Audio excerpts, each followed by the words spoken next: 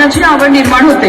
आजच्या डिजिटल युगात मोबाईल आणि टीव्हीच्या आहारी गेलेल्या विद्यार्थ्यांना पुन्हा एकदा पुस्तकांच्या जगाकडे वळवण्यासाठी ही दिंडी महत्त्वाची आहे। ग्रंथदिंडीची आवश्यकता का आहे?